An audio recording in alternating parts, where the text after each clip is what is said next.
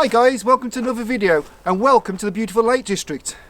In today's video I'm going to be trying out a new camera system which I'm hoping will come with my primary system for landscapes. Now I'm not going to tell you what it is because that would spoil the fun. What I'm going to do is simply go out, do a small walk, take some photos, and right at the end I will share what it is and my reason for trying it out. So come on. Over the last 20 years of working as a professional landscape photographer, I've used a variety of different formats, ranging from 35mm film, medium format film, panoramic film, and then moving on to digital, I've used APS-C size sensors, micro four thirds, full frame sensors, and a Fujifilm GFX medium format digital system. One thing I have learned out of these last 20 years is that the size of the sensor does not necessarily mean it is the perfect landscape photography camera. So before I can tell you why I'm trying a new camera system out, I first of all have to tell you what I actually look for in a landscape photography camera.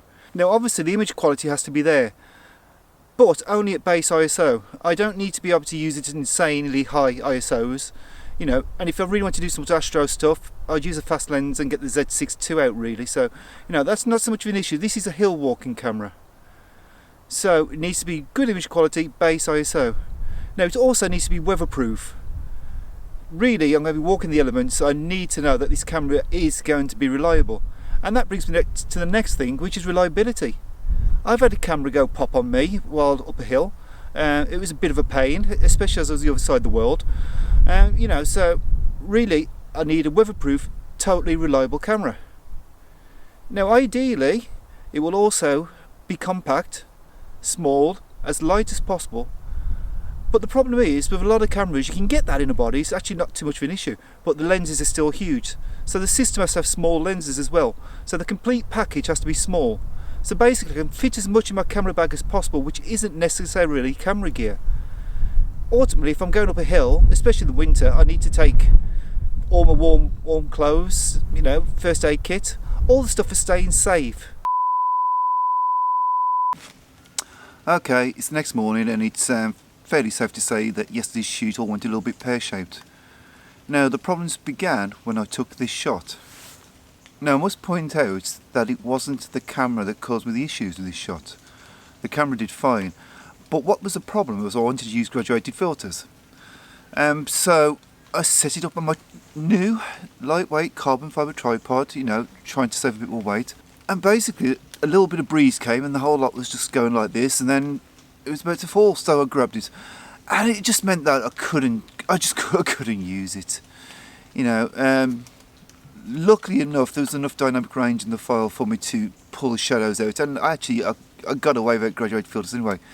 But you know, if there's any takeaway from this is if you're going to scrimp on weight and try and save weight, this is not the tool for the job. You know, don't compromise with your tripod. Your tripod has to be a certain weight, and as proved, something like this is basically good for nothing. I should have known better, and really there's only one thing for this. Well, I'm back out with a mystery camera, and today's been a bit of a damp one, so I've decided to head to the woodland, and I actually ended up at Hard to Close Quarry. I wasn't planning to, I was just having a bit of a bimble around, found it. So I've been taking a few shots, and what it has been good, it's been a very good test for actually how waterproof or weatherproof this camera actually is. Now, I'm going to give you a slight clue as to what the camera is, because this camera actually has an IP rating, and I believe it's one of only a handful which do, which kind of narrows it down. Now in use, the mystery camera is beautiful to use handheld. I've obviously had some serious tripod frustrations, but now that I've got my decent tripod back out, really that's sorted most of that out. And it's been great fun playing with it. And what I'm pleased to say is that the image quality from this lens and body combination is actually very, very good, super sharp. Colours are nice, the colours are really nice out of the camera, which it really pleases me. As much as I like my Nikon Z7, I don't like the colours out of the camera, and I do have to sort of play around a little bit. But I suppose at some point we have to ask ourselves the question of what actually makes a perfect landscape photography camera. Now here's the reality, most cameras will do a decent job. So a lot of it's going to boil down to actually your own preferences.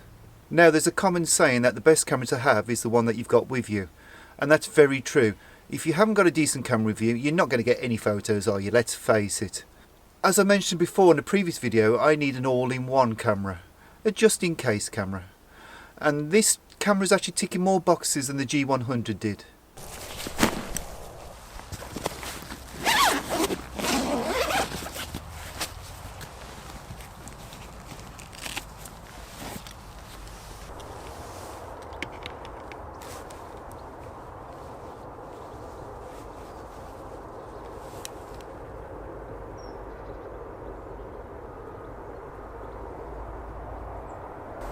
So the cat's out the bag.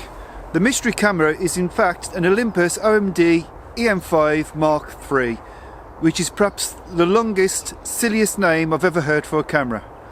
But it's a good little camera and I do really like it. Is it the perfect landscape photography camera? No. And I think the whole point of this video is really to tell you that there isn't such a thing. It doesn't exist. What you have to try and weigh up is what you need and what you're willing to compromise on to make the system work for you. Now, one thing that does bug me about this camera, and it's like a love-hate relationship, and that's actually the aspect ratio. Now, being a Micro Four Thirds sensor, that means it's a 4:3 ratio on the sensor instead of your normal 3:2 for like full frame, which I think it's great. It's like a medium format look, and it's wonderful. And I used to use a medium format camera, so you know I'm quite comfortable with that aspect ratio. The problem is, if I'm producing calendars or jigsaws, I'm generally cropping down to a 3:2, which means I'm losing pixels. And when it's only 20 megapixels to start off with, that means I'm taking a little bit of a hit, you know, and it's making it even less resolution. So the jury's out at the moment. I know it's going to be absolutely perfectly adequate for calendars, it's fine, and I suspect it's going to be perfect for jigsaws. You know, I'm going to have to upsize. My jigsaws are generally sort of quite large files, and the Nikon Z7 with its high megapixel count is actually ideal for shooting jigsaws. So at the moment, I'm not sure. I suspect what I will do is keep the Z7 for anything car based. Well, I will keep the Z7, it's not going. But I'll use the Z7 for car-based stuff. But if I'm walking up a hill, I'll take this little baby instead. Because, honestly, the size of it, it's... There's nothing to it, you know. It's just... It's a diddy little thing. It's... And it's great. The quality from it's beautiful. And I'll tell you what I really like is actually the colours. The colours straight out the camera are they're just wonderful. And for me, that's making it a keeper. Now, I was originally thinking of using it for vlogging as well, because obviously if you saw the last video, you know that I recently purchased a Panasonic Lumix G100, which is actually filming me now. And the plan was really to use this just for all vlogging purposes. And the rest of this video, all this video apart from this section, has been shot on it. And you know, the video's nice, but it's just nice and convenient to use as the G100. And it could be a personal thing, but I find the audio a little bit better on the G100. So I think at the moment I'll keep both of them. That's fine. The G100 weighs nothing, and so I think my G100 will continue to be my just-in-case camera, and this will be the I'm walking up a hill and I want to take something with me, or even family days out, you know, and I'm doing a walk with the kids. Take this with me because there's a little bit more to it, and the zoom gives me a bit more reach, you know, gives me 12 to 45, that's 24 to 90mm equivalent full frame terms, which covers most of the things I need to do. Now, one thing I haven't mentioned is the IBIS on it. Honestly, the IBIS system has blown me away. As soon as I received the camera, I took it outside and I took a shot of my house, and it was dark, you know, it was properly pitch black dark. So it was just street lamps lighting everything up. And I managed an 8-second exposure at f4 ISO 200. And it was pin sharp at 8 seconds. This is a game changer. This means I don't necessarily have to carry a tripod. Hence my reasons for thinking about getting the lightweight tripod, which you saw me evaluate earlier. yeah, that's so. If you want a tripod, it's somewhere in the lakes. Only joking, it's here. So, you know, that for me is a game changer. It means if I'm going out, I don't necessarily have to have a tripod. I like a tripod because it slows me down and it makes me think more about my composition, you know. It allows me to fine tune. But push come to shove, if I was walking and I came across some waterfalls in woodland, I can be quite confident I can get a long exposure using this handheld.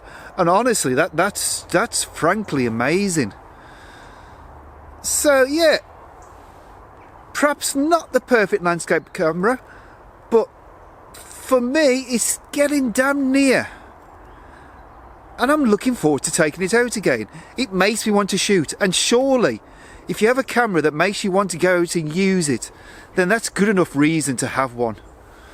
Right guys, I hope you've enjoyed this very disjointed video. I'm sorry, everything all went a bit pear-shaped. Nothing went to plan. As you know, a few minutes ago we started in the Lake District. We're now back in Northumberland. These things happen. If you managed to get this far and you've enjoyed the content, please give it a thumbs up and please consider subscribing, because only that way, by people subscribing, will I know if it's worthwhile me continuing to make these videos. So yeah, and I'd love to hear your comments. You know, if you're a Micro Four Thirds user and you're thinking, well, I could have told you that before, then please tell me in the comments. If you're a full frame user thinking like you're talking absolute nonsense, why compromise quality, then come on, let me know. But above all, enjoy shooting. See you next time, guys. Thanks a lot.